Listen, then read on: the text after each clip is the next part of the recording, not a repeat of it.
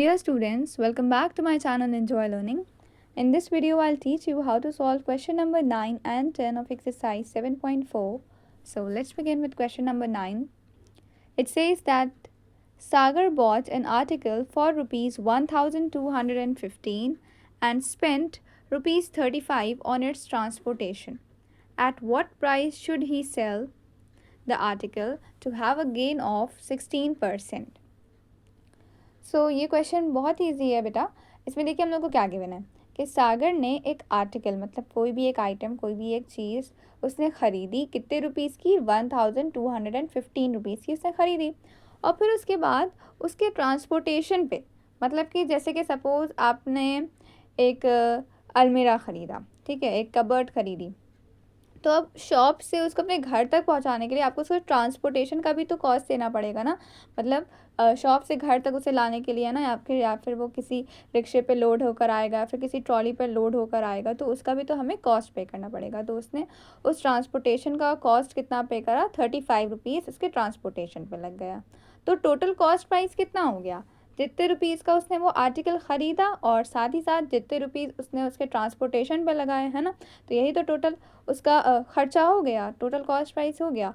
तो total cost price सबसे पहले हम लोग फाइंड आउट कर लेंगे कि एक्चुअल कॉस्ट प्राइस है क्या, 1215 प्लस 35 रुपीज़.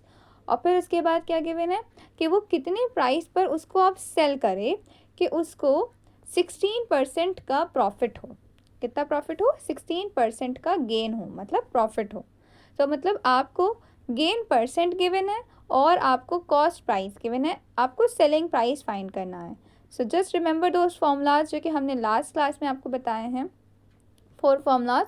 उनमें से हम लोग कौन सा वाला फॉर्मूला यूज़ करेंगे, एसपी हमें फाइंड करना है और हमें गेन परसेंट प्रॉफिट परसेंट दिया हुआ है और सीपी दिया हुआ है. तो वही वाला फॉर्मूला जिसमें कि प्रॉफिट परसेंट और सीपी का यूज़ करेंगे. So let's do that. Okay, so we will be using the third formula. SP is equal to 100 plus profit percent upon 100 into CP. So cost price total कितना हो गया, 1215 plus 35 that is 1250 rupees. Profit percent हमें कितना given है, 16% given है. अब simply हम लोग ये दोनों वैल्यूज़ अपने इस फॉर्मूले में पुट कर देंगे और हमें SP फाइंड आउट हो जाएगा. So now simply simplify it. This will be 116 upon 100 into 1250. 110 cancel out हो गया and then further cancel करेंगे अब हम लोग by the table of 5. You can cancel these two. दोनों 5 की टेबल में आएंगे ना, because इसकी लास्ट डिजिट 5 है and 10 की लास्ट डिजिट 0 है. So this is simply 5 to the 10, 5 to the 10, 5 5 the 25 and यहाँ पे 2 बचा, so 2 1 the 2 and here we know that 2 5 are 10, 2 8 are 16. So क्या आ गया हमारा फाइनल आंसर, 58 into 25. ठीक है, simply multiply it and we will be getting SP. So the selling price is 1450 rupees. Now next move on to question number 10. A retailer buys a watch for rupees 385. By paying rupees 15 more, he gets the strap of the watch replaced by another expensive one. Then he sells the watch for rupees 450. Find his gain or loss percentage. सो इस question में बेटा देखिए आपको find करना है gain या फिर loss percent. तो गेन या लॉस परसेंट का फॉर्मूला आपको पुट करना होगा. अब फर्स्ट ऑफ ऑल तो हमें फाइंड करना है कि गेन हुआ है कि लॉस हुआ है. वो कैसे पता चलेगा, सीपी और एसपी को ध्यान से देखकर. सो देखिए रिटेलर ने बाय करी एक वॉच 385 रुपीज़ की और फिर उसके बाद उसने 15 रुपीज़ और पे करके उसने जो उस वॉच का जो स्ट्रैप था उसको एक और ज़्यादा एक्सपेंसिव स्ट्रैप से रिप्लेस कर दिया. ठीक है, तो उसने और कितने रुपीज़ पे करे, 15 रुपीज़ और एक्स्ट्रा पे करे उसके स्ट्रैप को रिप्लेस करने के लिए, एक अच्छा स्ट्रैप एक्सपेंसिव वन को लगाने के लिए.